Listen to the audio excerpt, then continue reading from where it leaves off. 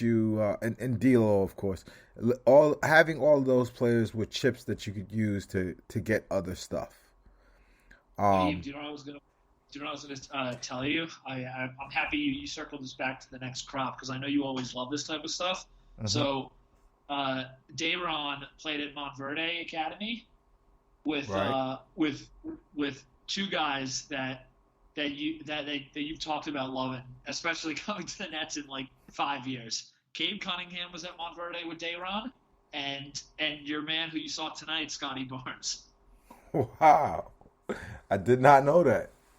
So I, we got the seeds.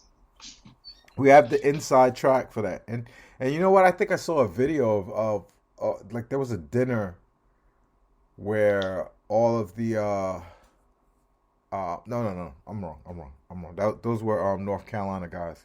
Uh, anyway, let's move on. Uh, Tonight was the best game this season, feelings wise, right? Right, like the most fun game to watch of the Nets season. No, Yeah, I had a question for you because you've been rightfully more critical of the elderly crop that the Nets have and that the Nets signed this offseason. And I was probably a little more taken with some of the vets that they brought in, especially guys like Millsap. Do you think tonight does anything for how Nash looks at this team, or does he and Marks, or do you think they basically are like this game was super weird? The Raptors had no time to prepare for any of these guys. Like I'm just wondering where does it's hard for a guy like Kessler or even David Duke or Sharp or any of these guys to go back to Long Island, especially when you got Nets players who, like, honestly on this team, like, look pretty lackadaisical and aren't bringing a whole lot every game. first of all, we played a good team tonight. Yeah, and We they played are a good. I agree. we played a good team. Like they're not good in the standings, but we played a well coached, good team who wanted to win tonight Yep. and who needed to win tonight.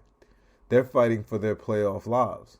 So, um, the Raptors tried to take advantage of the night, and they couldn't do it because one, we have Kevin Durant. Like, let's never forget that. And two, the Nets were able to play a type of basketball they typically can't play. They got to run, they got to out athlete people. We were pounding them in the paint. Um, that was shocking to me, like to watch the Nets be able to just be athletic, like jump, like like dunk the Yep. ball. You know what I mean? Like No, we you're have right. a super team of of jump shooters. So seeing this was an added dimension to the Nets, and I don't know. It's like I feel like Steve Nash of all of the coaches in the Brooklyn Nets era. I don't want to go back farther than that. But all out of all of the coaches in the Brooklyn Nets era, Steve Nash has been the one more apt to make a change and say, "All right, you suck. You need to sit." Or "You're done. You need to sit." Right? So like like Atkinson, the thing that Atkinson drove me crazy. It was like Mark sent down the starting lineup or how he saw it, and he just played it that way the entire season. Steve Nash doesn't do that. He basically goes, "Okay, well, good try, Blake, but we can't do this shit anymore. Go sit down." Like he sits Bruce Brown. I almost feel like he thinks he has to play Bruce Brown, but he took him out of the starting lineup. So I feel like if there's changes that have to be made, they will. I just don't feel like they're gonna make any change. I feel like the old dudes are gonna keep playing. I mean, and But at, to just to supplement what you just said, I mean, there are a lot of coaches that would just play the quote unquote first round pick, like the Cam Thomas who comes in with a ton of hype, and like Nash was just like, no, like I mean the game changed, to be honest. I mean, I know we texted about this. The game changed when they took Cam Thomas out and went with the more for like finesse, hard nosed, getting rebounds, playing fast crew rather than the Cam Thomas, right, Right. They told Kessler, Adler, Edwards, and David Duke Jr. Every time I say his name, I think of the Grand Wizard. I hate that. I hate that. It's just it's gonna take me time. DDJ, Yeah, yeah, exactly. DDJ. Uh, he just had to be what he was, which was a little baby pit bull off of his leash. When they're on their leash, they're not very scary. But when they're running around, not knowing what to do, running into people, just that they're kind of scary. And it worked. They were fearless. You know he didn't. I noticed that he didn't take his shot. He was wide open. He didn't take his shot, and that probably was the better thing to do. But yo, he played within himself, man. I really liked him. Who'd you like the best tonight? I thought Duke's energy was awesome, just like in terms of tip outs and stuff like that. And I feel the same way about Dayron. I think Kessler probably made the biggest actual shots of the game, and I actually thought he did a good job contesting. He got lost, I think, on defense a couple of times, just guarding his own man, not when his man had the ball, but just kind of rotations. He seemed a little more lost. But all three of them were really impressive in different ways, and I think to top it off, I think what was awesome about this game is like if we had beaten, let's say, I'm trying to go, if we had beaten like the Jazz today, you kind of could have been like, yeah, the Jazz probably thought they were going to take this game off. They thought they were going to run the Nets off the floor, and instead this like scrappy Nets team came in and beat them. But the Nets Right. beat the Raptors, who were like, we beat the Raptors at their own game. Like the Raptors are the team that when you usually go play, you're like, oh fuck, like this team is really gonna like play their ass off. Like it's kind of like when you have the guy who guards you in pickup that you're like, oh, this guy like doesn't really know how to play, but he's gonna be like guarding me super intensely and like might slap the floor on defense and is going to be kind of like a hardo about it. Like, and the Nets basically beat the Raptors at their own game today. Like like Scotty Barnes and Siakam and Boucher and Van Vliet and Trent, like those guys are like hard nosed. Those guys don't take games off. Right. That's a professional basketball team that needed a win Yep. to justify being a playoff team, and they didn't get it. And uh, and you can't say they weren't playing hard. They were playing hard. they were calling for replays. I just think we could beat anybody as long as we have KD. Anybody's on the table to catch a loss because we have Kevin Durant, Yep. and I don't think we appreciate him enough. Talk about KD a little bit. I got something I want to say about KD after you.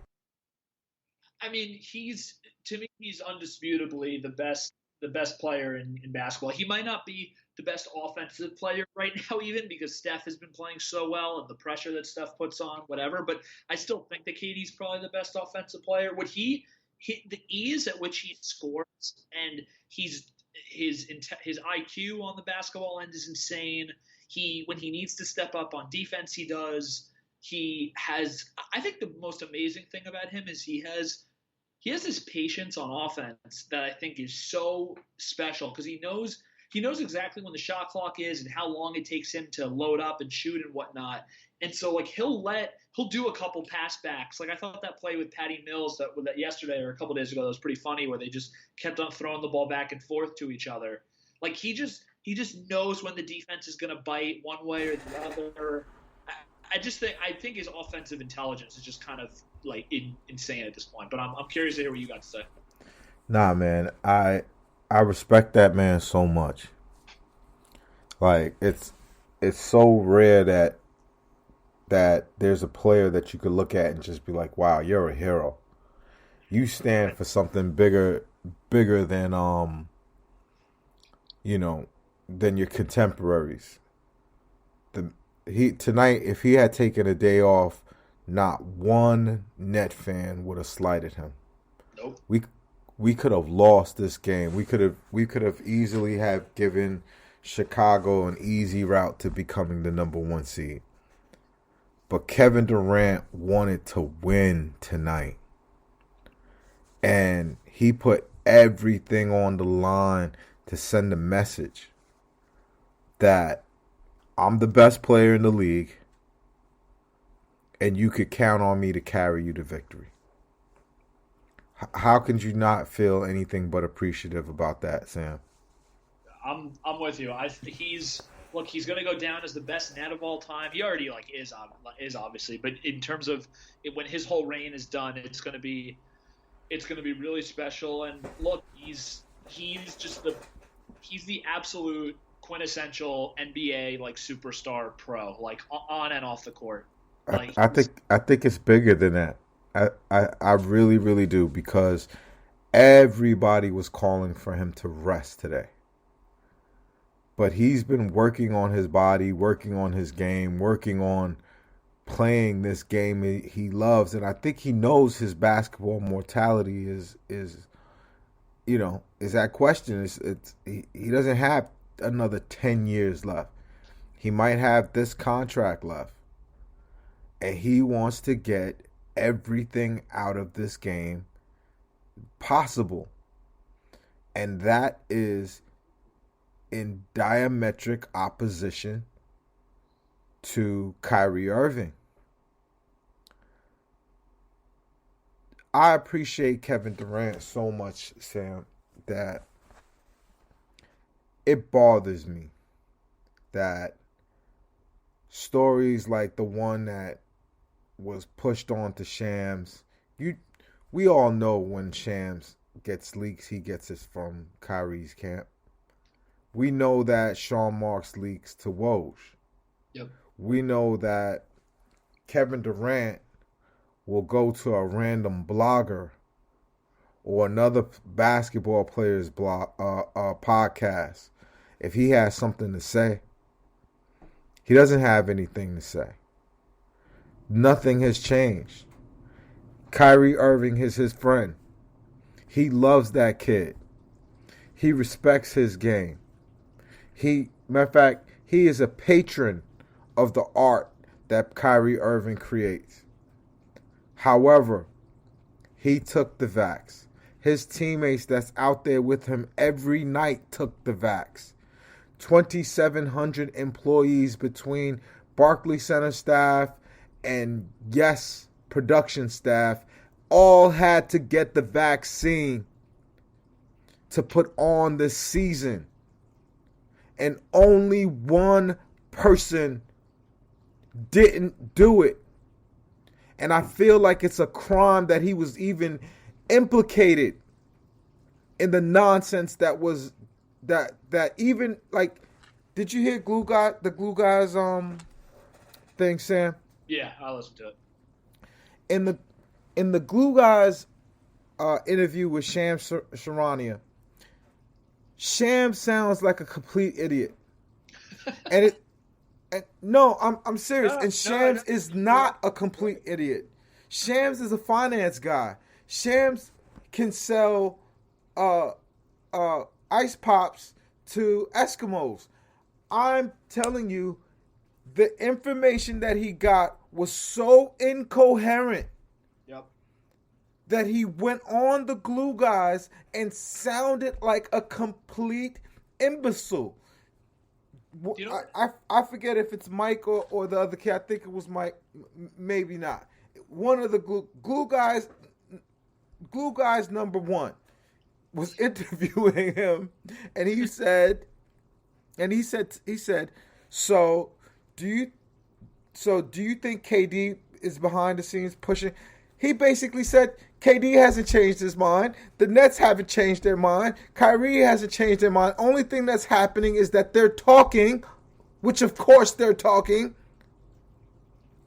and they're confident that something is going to get worked out. Is that confidence that Kyrie is going to take the goddamn vaccine?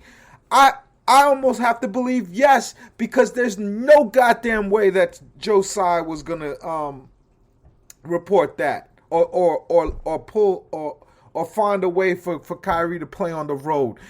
If you said or if you formulated with your mind that the Nets were going to let Kyrie play on the road, you're not paying attention.